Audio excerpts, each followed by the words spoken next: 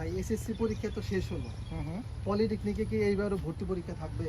না, এই বছরও ভর্তি পরীক্ষা হবে। গত বছর যে ভর্তি পরীক্ষাটা চালু হয়েছে, এক যুগ পরে চালু হয়েছে, মূলত এটা তো বহু দিনের আন্দোলনের একটা ফসল।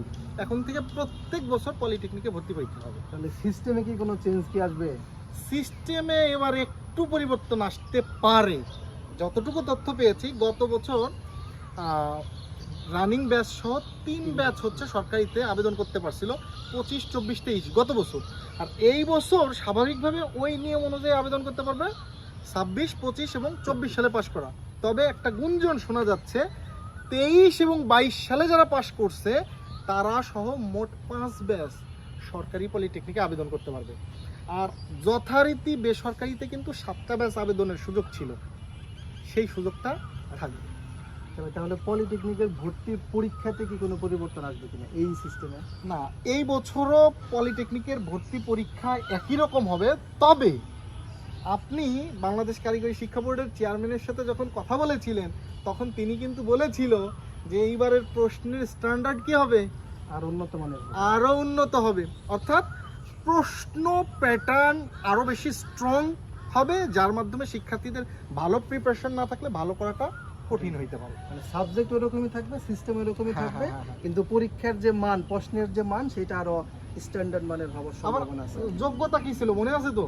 হ্যাঁ, যোগ্যতা মনে আছে। যোগ্যতা ছিল হচ্ছে এসএসসিতে একটা নির্দিষ্ট পয়েন্ট থাকতে হবে, আর হচ্ছে ম্যাথ Theory থাকতে হবে। নির্দিষ্ট করে হচ্ছে একটা পয়েন্ট থাকতে হবে। থ্রি থাকতে হবে, এবং গত বছর ম্যাথমেটিক্সে 3-র কথা ছিল, পরে এসে সেটাকে 2.5 করা হয়, অর্থাৎ 2.5 করা হয়। এই যোগ্যতাটা এবারও থাকতে পারে। পাশাপাশি আপনার সায়েন্স, আর্টস, কমার্স এবং মাদ্রাসা ভোকেশনাল সবাই কিন্তু পলিটেকনিকে ভর্তি হইতে পারে। এইটা এবছরও বলবৎ থাকবে। ভাই, আগের তো হচ্ছে এসএসসি পরীক্ষার একটা রেজাল্ট সেখানে যুক্ত হতো, পাশাপাশি ফিজিক্স, কেমিস্ট্রি, ম্যাথ, ইংলিশ এবং হচ্ছে সাধারণ জ্ঞান বা অ্যাপটিটিউড টেস্ট যদি বলি, এইটুকু অংশ ছিল। এইবারও কি এরকম সিস্টেম হ্যাঁ, থাকবে? এইখানে আপনি যেটা বলছেন যে 30 মার্কস থাকবে কিন্তু জিপিএতে, এবং 70 মার্কস যাবে ভর্তি পরীক্ষায়।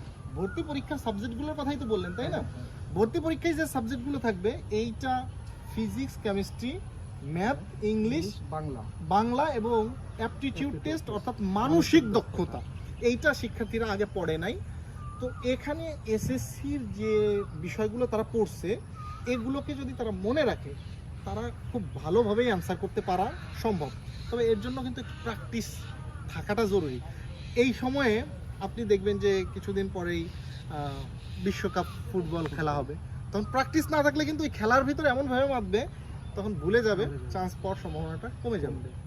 আর এসএসসির জিপিএতে যে 30 মার্কস ধরা হবে, যে গোল্ডেন এ প্লাস পাবে সেই শুধু 30-এর 30 পাবে। এছাড়া 4 সাবজেক্ট কিন্তু বাদ যাবে। 4 অপশনাল যে সাবজেক্ট আছে সেটা বাদে। অপশনাল বাদে যে পয়েন্ট থাকবে, ওই পয়েন্টের সাথে 6 গুণ দিলে যে মার্কসটা পাবে সেটাই হচ্ছে তার 30 মার্কসের ভিতর মার্কস। কত কাউন্টে যাবে? রাইট। আপনার কি আর কোনো বিষয় জানার আছে কিনা? নাকি আর কোনো কিছু জানেন না? আচ্ছা, এই হচ্ছে শিক্ষার্থীরা পলিটেকনিকে ভর্তির যোগ্যতা। তো আমরা পলিটেকনিকে ভর্তির আবেদনের যোগ্যতা, ভর্তি সংক্রান্ত যাবতীয় তথ্য বিভিন্নভাবে তোমাদের সামনে উপস্থাপন করব। আমাদের চ্যানেলে সাথে থাকো। আর তোমার যদি ভর্তি সংক্রান্ত কোনো পরামর্শ লাগে, ডেসক্রিপশনে অথবা কমেন্টে একটা গুগল ফর্ম আছে, এই ফর্মটা পূরণ করলে আমাদের প্রতিনিধিরা তোমাদেরকে তথ্য দিয়ে সহযোগিতা করবে।